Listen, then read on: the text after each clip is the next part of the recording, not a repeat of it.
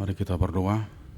Damai sejahtera Allah yang melampaui segala akal dan pikiran itulah yang menyertai hati kamu di dalam Kristus Yesus Tuhan kita.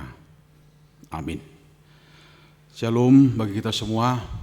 Selamat hari Minggu Bapak Ibu dan semua kita yang hadir pada ibadah pagi ini, juga bagi jemaat yang masih beribadah dari kediaman kita masing-masing. Renungan yang boleh menyapa kita pada pagi ini dari Injil Lukas pasal 19 ayat 1 sampai ayat yang ke-10. Saya akan bacakan untuk kita semua ayat yang pertama sampai ayat yang ke-10. Yesus masuk ke kota Yeriko dan berjalan terus melintasi kota itu. Di situ ada seorang bernama Sakeus, kepala pemungut cukai, dan ia seorang yang kaya.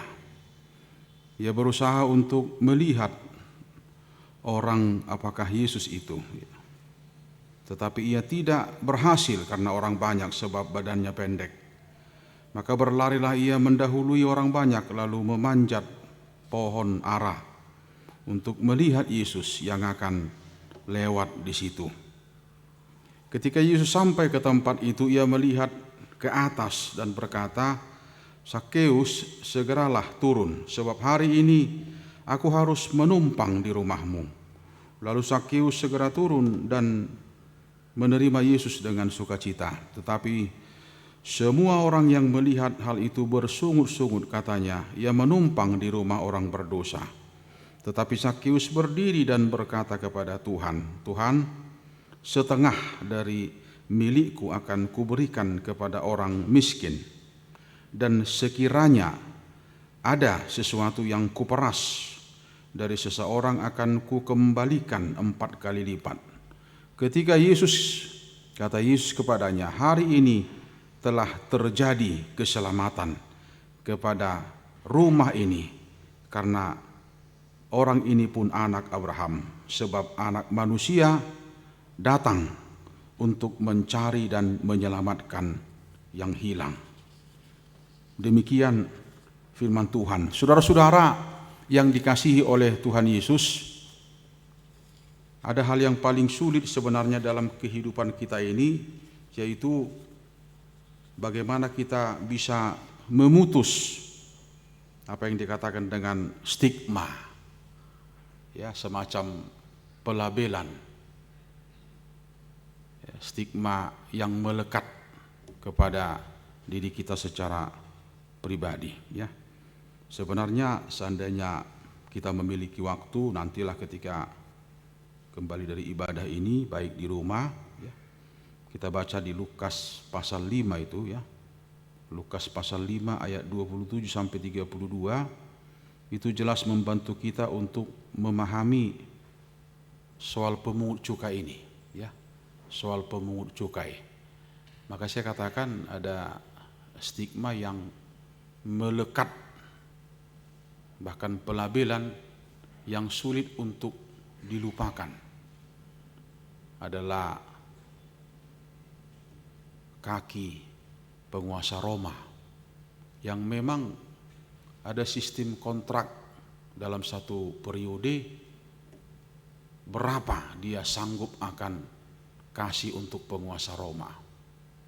Oleh karena itu memang ada begitu banyak pemungut cukai yang akan terus berusaha mengambil hati penguasa Roma dengan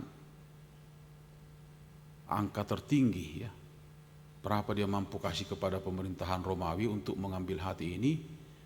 Jadi kita belum berbicara bagaimana proses untuk mencapai target itu, apakah dengan korup, pemerasan, dan lain sebagainya.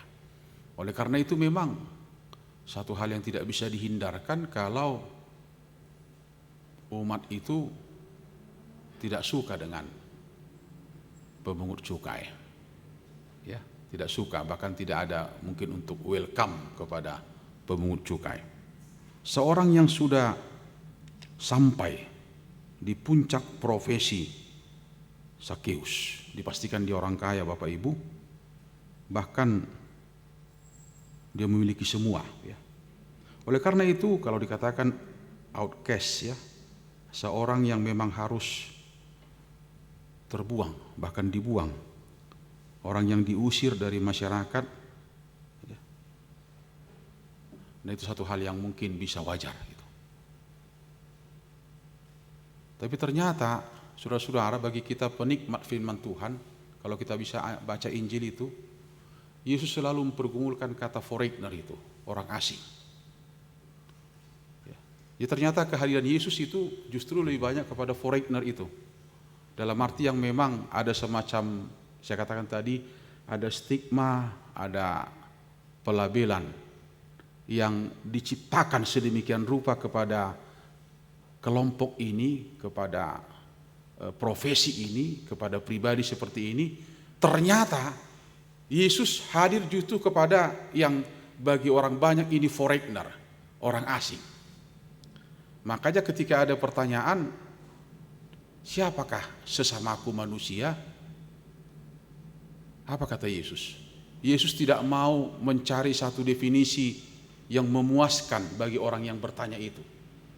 Tapi ketika ditanya, siapakah sesamaku manusia? Yaitu siapa yang bisa kamu bantu, katanya.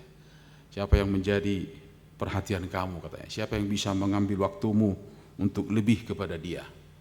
Nah, saudara-saudara, memang sangat beralasan kalau saya katakan untuk tidak disukai orang banyak.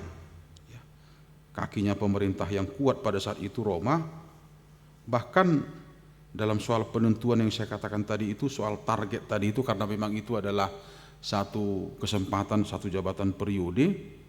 Nah, kalau ada keinginan dari Zakheus di sini untuk melihat Tuhan Yesus, dan tidak ada yang lebih jauh dari itu.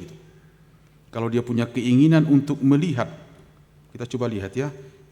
Di situ ada seorang bernama Zakheus, kepala pemungut cukai, dan ia seorang yang kaya. Ia berusaha untuk melihat orang apakah Yesus, itu, tapi ia tidak berhasil. Untuk melihat orang apakah Yesus itu. Saya pikir kalau kita punya waktu untuk diskusi, kerinduan seperti apa yang melatar belakangi Zakheus untuk ketemu dengan Yesus, atau hanya sekedar melihat. Nah, kita bisa pastikan bahwa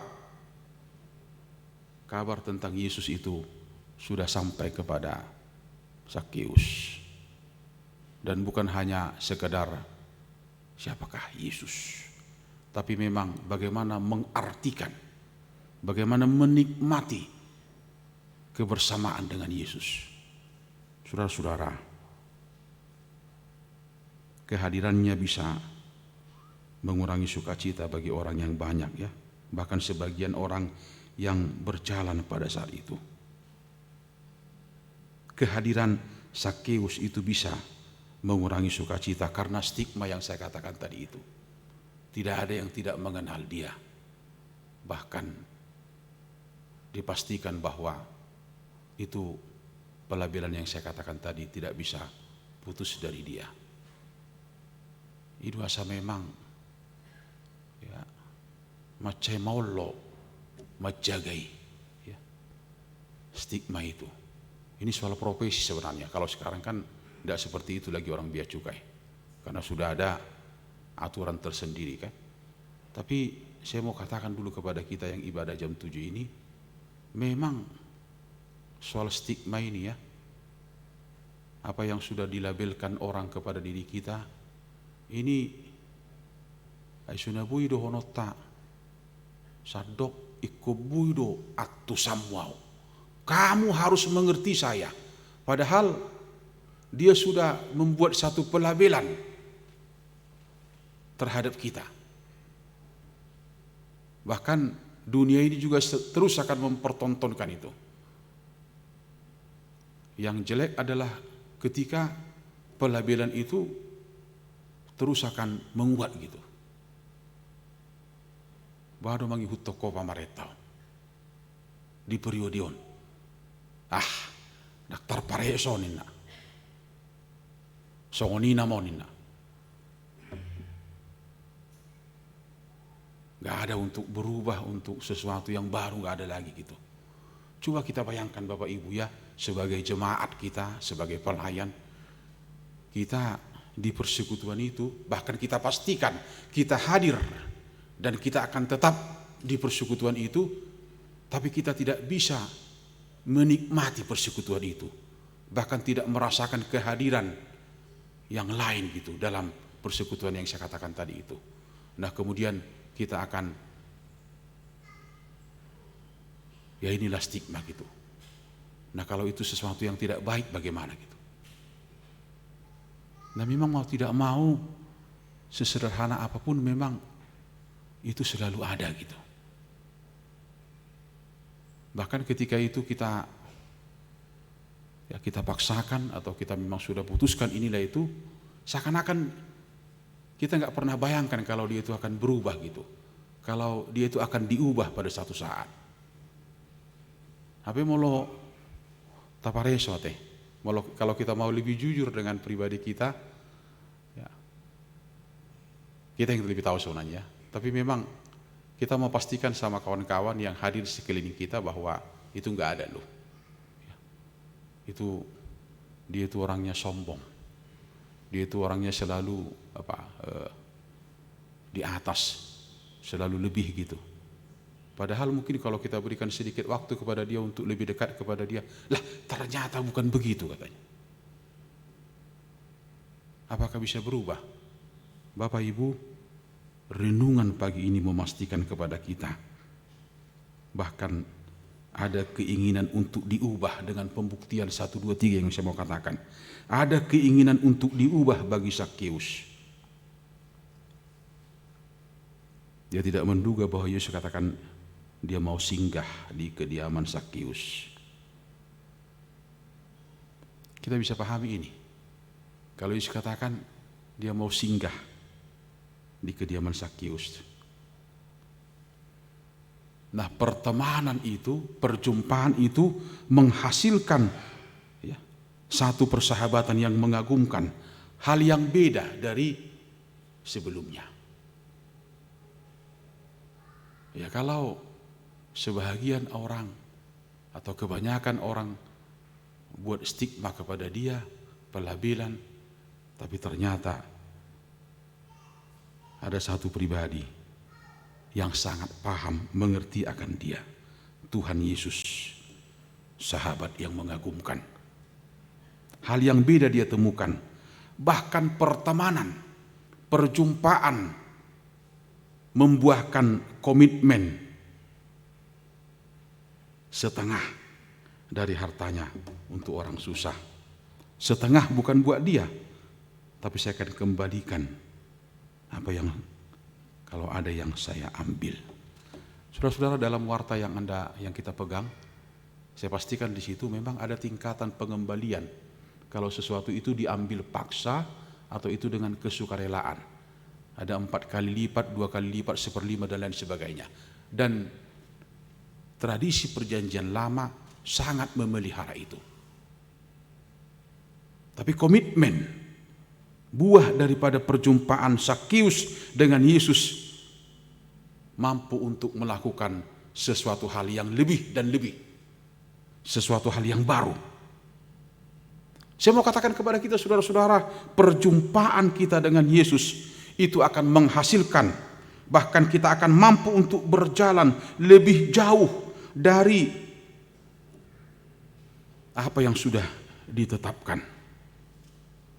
Kenapa? Karena ada pribadi yang sudah diubah dari buah perjumpaan itu. Oleh karena itu saudara-saudara, kita pastikan bahwa firman Tuhan yang selalu menyapa kita, menegur kita, mengingatkan kita adalah firman yang hidup, yang meneguhkan, memastikan. Bukan firman yang tidak hidup, tapi firman yang hidup, yang meneguhkan, memastikan, mengingatkan. Walaupun memang itu cukup sulit untuk kita pahami saat ini. Oleh karena itu kita tidak akan membekukan hati kita, tapi kita siap untuk mencairkan hati kita ketika kita diingatkan oleh firman itu, karena firman itu hidup. Bahkan Ibrani katakan tajam katanya, yang mampu untuk dihata-hata itu manirang, memisahkan.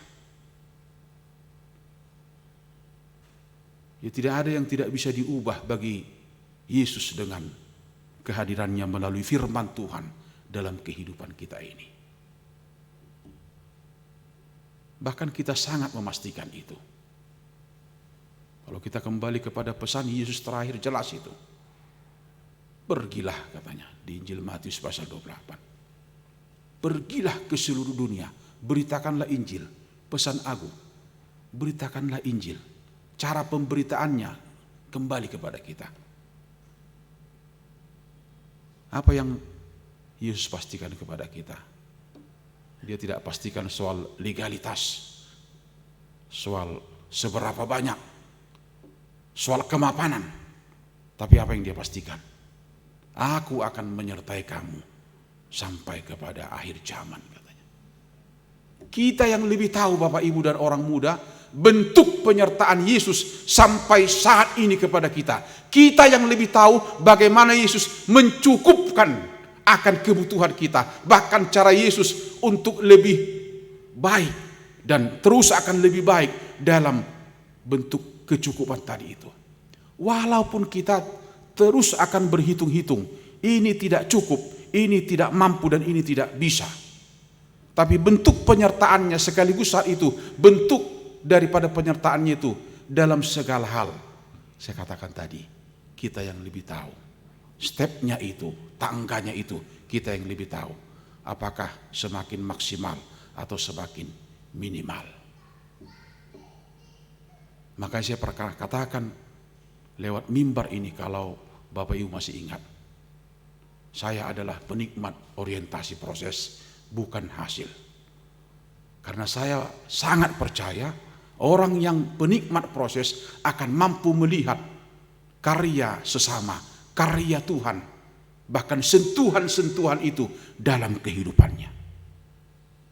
Tidak ada yang terlupakan, bahkan dia tidak akan pernah melupakan sentuhan itu, walaupun sentuhan itu sekecil apapun, walaupun sentuhan itu tidak begitu terasa, tapi dia jujur akan melihat itu dan tidak bisa untuk melupakan itu. Orang-orang yang menemukan itu dan melihat itu dan menikmati itu, saya pastikan, kita akan pastikan adalah orang yang mampu bersyukur dalam kehidupan ini. Realitas kehidupan memang tidak selalu menjanjikan yang baik, tapi realitas kehadiran firman selalu menjanjikan dan memastikan yang baik. Oleh karena itu, Bapak Ibu, kembali kepada soal Sakeus ini. Ada kesaksian plus perbuatan.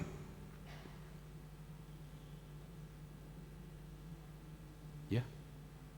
Ada perbuatan di situ. Coba buatlah, ya. Itu yang mau dikatakan.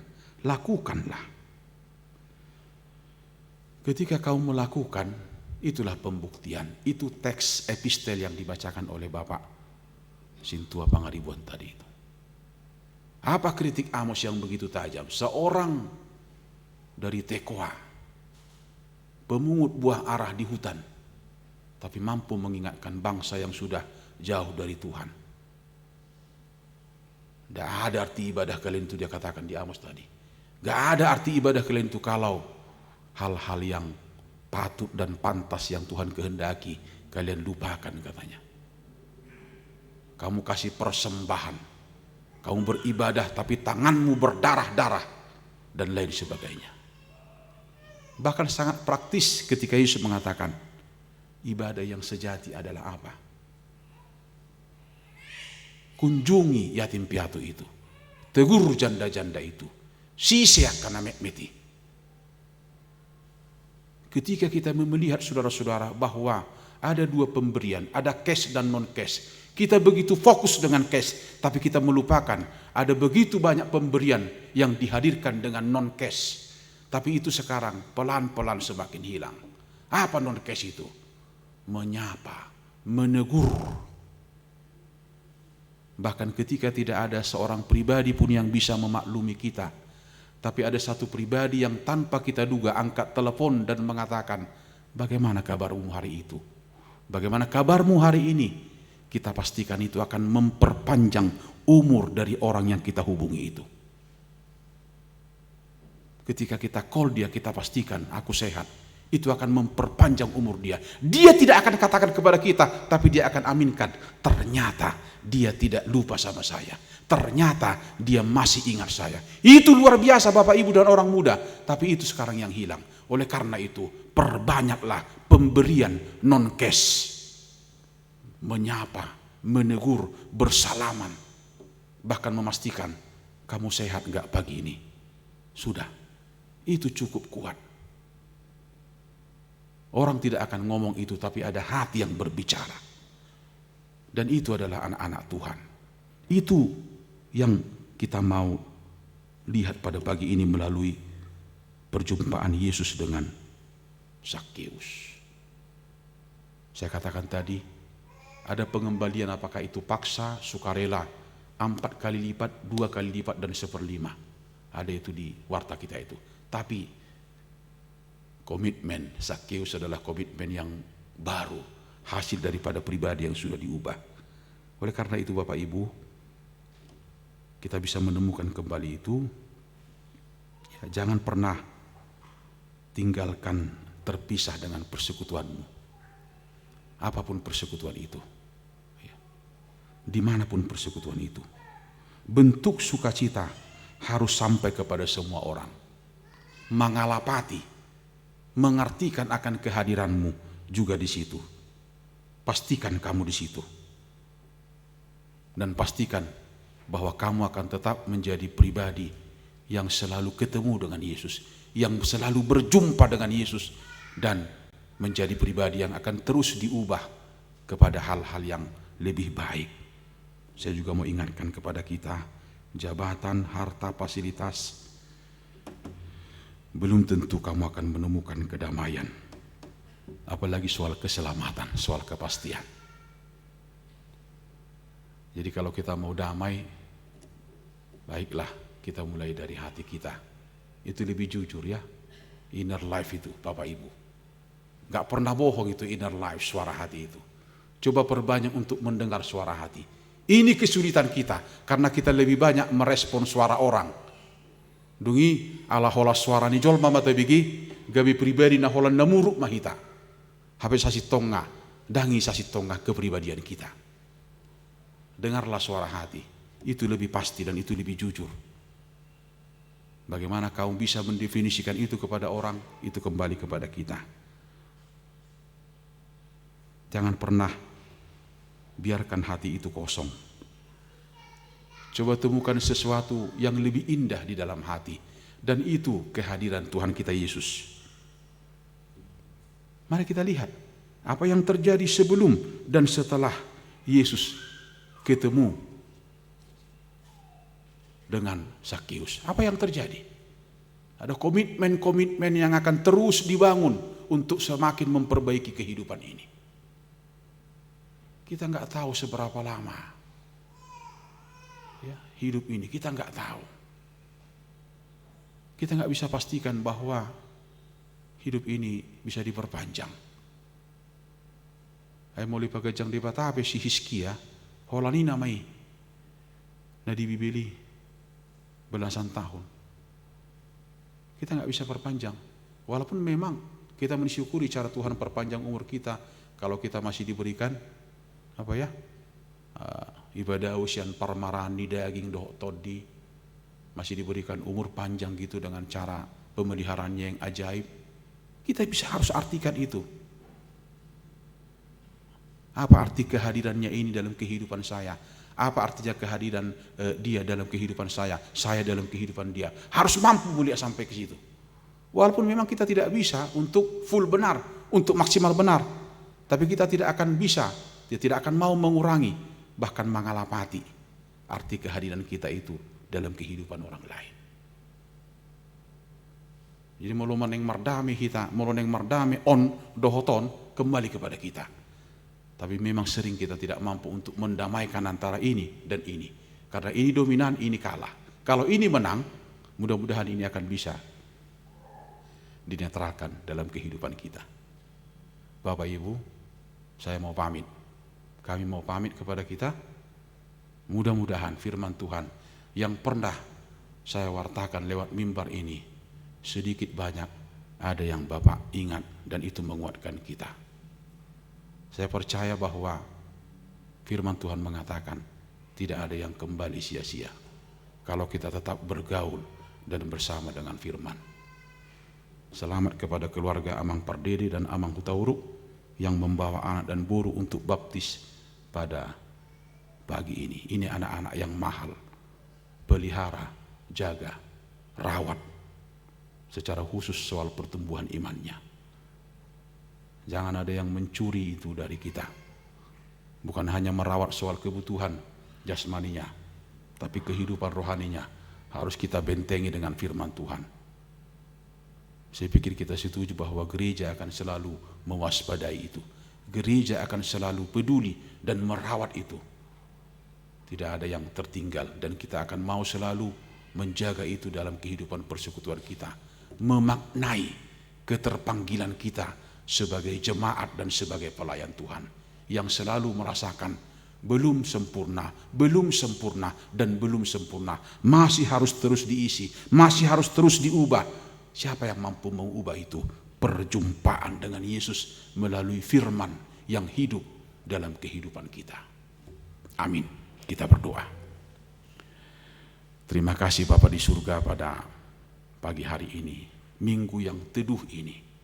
Kami bersyukur Engkau sudah menyertai kami satu minggu yang sudah kami lewati. Ada banyak hal yang boleh kami dengar, kami lihat, bahkan kami rasakan. Kami sudah lakukan semampu kami. Kalau masih ada yang tertinggal, kami akan lakukan itu di minggu yang baru ini. Sertai kami Tuhan untuk menjalani itu. Kami ada pergumulan. Kami tahu Tuhan bahwa Engkau yang boleh menguatkan kami, bahkan membantu kami untuk memahami karya keselamatan-Mu, cara pemeliharaanmu dalam kehidupan kami, dalam kehadiran-Mu, bahkan dalam perjumpaan kami dengan Engkau. Biarlah kami boleh menjadi pribadi yang diubah untuk semakin baik ke depan lewat pemberitaan firman-Mu. Berkati jemaat ini Tuhan. Berkati jemaat-Mu yang selalu setia ibadah, kerinduan akan firman Tuhan yang menguatkan mereka. Berkati jemaat-Mu yang ibadah di kediamannya masing-masing. Bahkan semua Tuhan, jemaat-Mu yang dimanapun mereka berada, dalam perjalanan yang kurang sehat, bahkan yang bergumul, Tuhan menangkan dan bantu mereka. Terima kasih Tuhan Yesus, dengarkanlah doa permohonan kami ini. Amin.